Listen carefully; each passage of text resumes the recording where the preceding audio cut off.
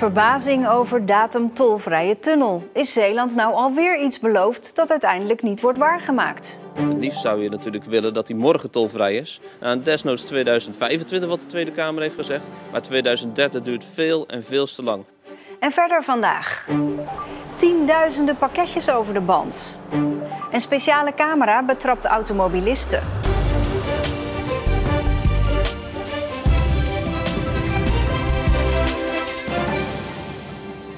Goedenavond. De Zeeuwse politiek reageert verbaasd en teleurgesteld op de passages over de Westerschelde-tunnel in het nieuwe regeerakkoord. Daaruit valt op te maken dat de tunnel pas in 2030 tolvrij wordt als het rekeningrijden wordt ingevoerd in Nederland. En dat terwijl Zeeland dacht aan te koersen op een tolvrije tunnel in uiterlijk 2025. Beloofd is beloofd. Ik denk dat het van belang is dat de Tweede Kamer ook gaat ingrijpen. Dat hij tegen het kabinet zegt, wij vinden het wel belangrijk. We hebben meerderheid ons daarvoor uitgesproken. Die tolvrije tunnel moet zo snel mogelijk komen. Want hoe zat het ook alweer? Trots meldde provinciebestuurder Harry van der Maas 2 maanden geleden dat hij met demissionair minister Barbara Visser een draaiboek had gemaakt voor de tolvrije tunnel. Tussen 1 januari 2023 en 1 juli 2025 moest het zover zijn. Ik ben heel erg blij dat we zover zijn dat het draaiboek opgesteld is. In dat draaiboek staan alle stappen die nodig zijn om de tunnel tolvrij te maken. Dat de tunnel nu pas in 2030 tolvrij zou worden is een grote deceptie voor Zeeuwse bestuurders. Ja, dat vinden wij opmerkelijk, om niet te zeggen tegenvallend. Want intussen waren we toch in Zeeland ervan overtuigd dat in 2025 we met z'n allen tolvrij door die tunnel konden. En dan denk je, ja, wat is er de afgelopen jaren dan eigenlijk precies besproken in dat kabinet en in die onderhandelingen met de provincie en het Rijk? Gewoon teleurstelling over dat die Westerschelde-tunnel nog steeds niet tolvrij wordt gemaakt. En dat de Zeeuwen nog langer moeten wachten. En het liefst zou je natuurlijk willen dat die morgen tolvrij is. Desnoods 2025 wat de Tweede Kamer heeft gezegd. Maar 2030 duurt veel en veel te lang. Opvallend genoeg blijft de stichting Tunnel Tolvrij, die de afgelopen jaren fanatiek op de barricade stond, kalm. Zeeland zou de tekst van het regeerakkoord verkeerd lezen. Een snelle tolvrije tunnel zou nog steeds mogelijk zijn. Zeeland moet dan wel op zijn strepen gaan staan. De lobby, die nu pas vorm heeft gekregen eigenlijk van heel Zeeland, ja, die moet natuurlijk op vol vermogen nu gaan draaien.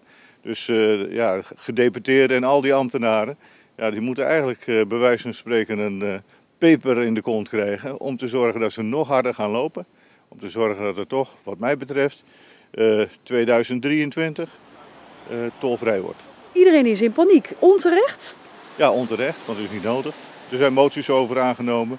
Er is een onderzoek geweest. Het ministerie heeft er wat van gevonden. Dat komt wel goed. Ja, en de Westerschelde-tunnel kwam vanmiddag meteen ter sprake in de Tweede Kamer bij het debat over het regeerakkoord. De SGP-fractie stelde vragen aan demissionair minister Hoekstra van Financiën over de beloftes die aan Zeeland zijn gedaan. En volgens Hoekstra wil het CDA wel, maar moeten ook de andere coalitiepartijen mee willen doen. 45.000 pakketten gaan momenteel elke dag over de band bij het sorteercentrum van PostNL in Goes. En in zo'n drukke tijd zit je natuurlijk niet op een storing te wachten. Die zijn er gemiddeld 2 keer per jaar en uitgerekend vandaag stond de band even stil. Iedereen zijn PC loopt ook wel eens vast, denk ik. Nou, een kleine reset en we zijn nu weer online gelukkig. Dus mensen hoeven niets te vrezen vandaag, die krijgen gewoon de pakjes weer allemaal op tijd binnen. Ieder jaar is het druk rond deze tijd, maar ook dit jaar zit er weer groei in het aantal pakketten. Nou, vorig jaar zaten we in de lockdown, maar inmiddels draaien we al meer pakketten als toen. Toen waren alle winkels dicht, alleen de essentiële winkels waren open. Maar ook daar gaan we dit jaar weer overheen. De mensen hebben ontdekt ook het gemak van het online bestellen. Mensen die dat voorheen nog niet deden en nu eigenlijk ertoe gedwongen zijn door de lockdown. Studenten en docenten van de HZ verzamelden een maand lang cadeautjes voor kinderen die bijna nooit iets onder de kerstboom hebben liggen. Vandaag werden de eerste pakketjes afgeleverd bij basisschool De Omnibus in Vlissingen. We hebben hier een wijk waar een aantal kinderen het minder breed hebben dan menig kind in Nederland. Dus eigenlijk is het een heel mooi initiatief, wat mij persoonlijk heel erg verrast. Ik ben er heel erg blij mee en ik denk de kinderen straks ook dat ze te zien krijgen dat ze ook een kleinigheidje voor de kerst verdienen. We mochten niet met de camera bij het uitdelen van de cadeautjes zijn, maar blij waren de kinderen zeker. En daar was het de studenten natuurlijk om te doen. Je ziet die kerstboom, je ziet die cadeaus groeien en je hoort onder studenten de bewustwording ook van er is dus armoede, dichter bij huis dan ik denk. En dat is denk ik nou ja, het mooiste doel wat we hebben kunnen bereiken. Los van dat we hier ook natuurlijk de kinderen echt blij mee kunnen maken. De nieuwe trainer van Hoek is Lorenzo Stalens. Bekende naam, 70 interland speelde Stalens voor België. En op deze beelden scoort hij een penalty tegen Nederland in de kwalificatie voor het WK van 1998. Ja, het rommelt bij Hoek. Stalens is al de 4e trainer dit seizoen. Hij heeft tot het einde van het seizoen getekend met een optie voor nog een jaar. We gaan het zien. De politie gaat de monocam vanaf komend jaar vaker inzetten. Dat is een slimme camera die op viaducten wordt gezet om automobilisten te betrappen die aan het appen of bellen zijn. De afgelopen weken is er proef gedraaid met die monocam. En toen zijn er meer dan 300 bekeuringen uitgedeeld in Zeeland. De monocam, dat is een camera die ons helpt om te gaan handhaven op afleiding. Dus met name de mobiele telefoons. Nou ja, je ziet hier een kabeltje en dit is eigenlijk de kabel die daar naar de alcoholbus loopt. En in de bus staat de laptop waar de camera mee verbonden is. En daar komen dus de foto's binnen. Wat je hier linksbovenin ziet, dat is eigenlijk het live beeld wat de camera ook ziet. En hier rechts gaat hij de foto laten zien die hij gemaakt heeft van de auto. Je ziet hier iedere keer 2 foto's van elke auto voorbij komen. Dat laat zien dat de auto in beweging is. Hier rechts onderin, daar zie je de foto van de persoon. Op het moment dat hij nou een telefoon detecteert en een hand, dat is wel noodzakelijk dat hij ze allebei signaleert. Dan komen ze hier in een rijtje verdachten terecht en die ga ik bekijken of daar verdachten tussen zitten, zoals wij dat even noemen. Kijk, nou, dit is er eentje. En wat wij nu eigenlijk doen dan is kijken, nou zie ik een hand, zie ik een telefoon, ik zie overduidelijk een telefoon. Waarom? Nou, je ziet hier het cameraatje en je ziet de contouren, dat is belangrijk. En je ziet vingers dat hij hem echt vast heeft. Nou, je controleert het kenteken, dat is allemaal correct. En aan het einde van mijn controle stuur ik die eigenlijk allemaal naar het bureau. En dan ga ik ze verwerken. En dan stuur ik ze naar het CIB. Het blijft altijd lastig om alles natuurlijk eruit te halen, maar ja, de pakkans wordt zo echt wel 80% vergroot. En het is een heel mooi middel om te gaan handhaven op het mobiel bellen. In de studio verslaggever Mark van Leijden. Ja, de pakkans wordt vergroot tot 80%, zegt deze agent. Zeker, ja. Die camera ziet toch alles? Waarom is dat dan geen 100% pakkans? Nou, het heeft ook te maken met die camera, is nog de eerste versie. Dus die heeft ook te maken met kinderziektes. Bijvoorbeeld gisteren de controle die is geweest, daar was een storing met de monocam.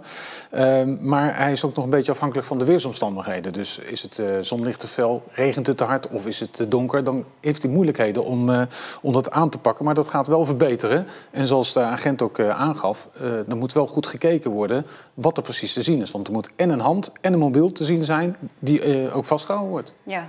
Nou, gebeurde dat nu al vanuit touringcars, hè? Dat inspecteurs zeg maar in je auto konden kijken. Gaat deze monocam dat vervangen? Nee, er komt een samenwerking, dus een combinatie van deze twee.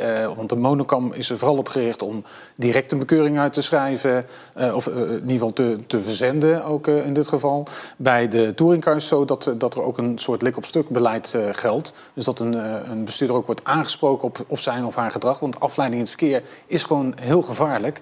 Ja, en er zijn ook bijzondere voorbeelden te noemen dat het niet zo best aan toe ging. Ja, dan wil ik er wel eentje weten natuurlijk. Nou, er werd een voorbeeld gegeven van iemand die zat zelfs op zijn laptop tijdens het rijden een brief te schrijven. Die is daarop aangesproken. Ja, dat bleek toch wel een heel dure brief te worden. Ja, want die boetes zijn hoog, hè? Boetes zijn behoorlijk hoog. Dit jaar nog €250 exclusief de administratiekosten. Volgend jaar €359. Dank je wel. In Zeist bij de KNVB staat een monument voor voetballers die overleden zijn in de Tweede Wereldoorlog. Daarop staan 20 Zeeuwse namen. Maar dat zijn ze lang niet allemaal en op dit moment wordt onderzocht door een sporthistoricus welke namen ontbreken. Hij heeft in ieder geval al 2 Zeeuwen gevonden. En een van die 2 is Pieter Vaas uit Oost-Soeburg, die na de oorlog niet meer terugkeerde naar huis. Pieter Vaas ziet op 10 januari 1912 in Goes het levenslicht en woont een groot gedeelte van zijn leven voor de oorlogsjaren in Soeburg. Na het verhalen van mijn opa en moeder moet het gewoon een heel rechtvaardig persoon zijn geweest en met behoorlijk wat wilskracht. Als het een Vaas is, dan een doorzetter, een koppige man, denk ik ook. En dat heeft wellicht ook weer te maken met het verzet waar hij uiteindelijk in is beland. En Pieter Vaas voetbalt bij RCS in Oost-Soeburg. Uit krantenpublicaties blijkt dat hij talentvol is. Want hij speelt in die tijd ook wedstrijden voor het Zeeuws elftal. In de opstellingen is hij vaak als aanvaller terug te vinden. Ja, stoere jongens, ferme knapen, zeg maar. Hè. Waren het allemaal, dat zie je ook op de foto's, dat zie je wel. En er werd toch altijd wel vol over hem gesproken. Ik denk ook over zijn aanvalsdrift en zijn onverzettelijkheid. Als de oorlog uitbreekt is Vaas al verhuisd naar Bergen op Zoom. Maar hij werkt nog wel in Zeeland. In 1944 wordt hij wegens verzetswerkzaamheden door de Duitsers opgepakt. Een reis langs de verschillende werkkampen begint. Ik denk dat die tijd hels is geweest. Als we de verhalen natuurlijk kennen uit de kampen, ja, dan zou je daar, en vooral als verzetsman, denk ik, niet netjes worden behandeld. Want jij hebt natuurlijk je afgezet tegen de bezetters.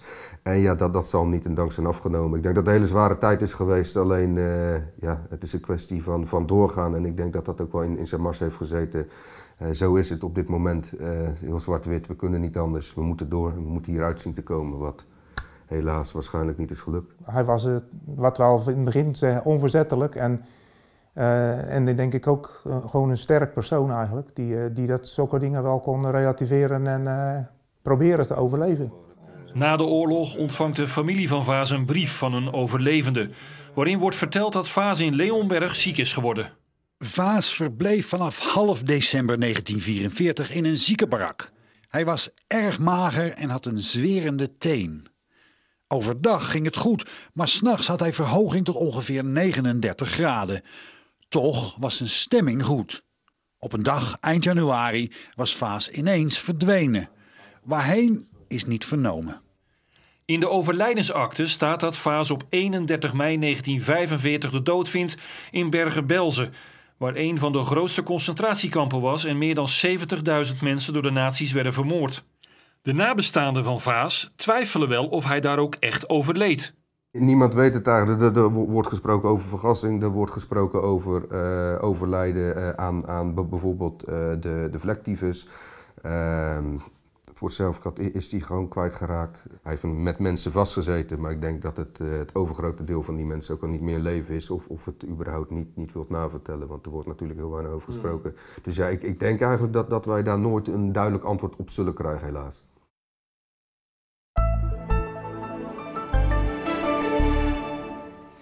Ja, een zonnige dag vandaag die wel heilig begon. Uiteindelijk veel opklaringen, wel vooral boven de Westerschelde, want in Zeeuws-Vlaanderen bleef het bewolkt. Het werd vandaag 12 graden. Morgen en ook de dagen erna is het grijs, maar het blijft wel droog. En de temperaturen die gaan naar beneden. En dan kijken we aan het einde van deze uitzending nog even naar de top 2000. Eerder was de top 10 daarvan al bekendgemaakt en vandaag de hele lijst. Daarin staat een record aantal Zeeuwse artiesten, 5 bands en zangers in totaal. Nieuwkomer is Joe Buck. En op onze website staat alles op een rijtje. Wie met welke nummers in de lijst staan en op welke plaats. Op omroepzeeland.nl dus. Dit was Zeeland Nu. Ik wens u een fijne avond.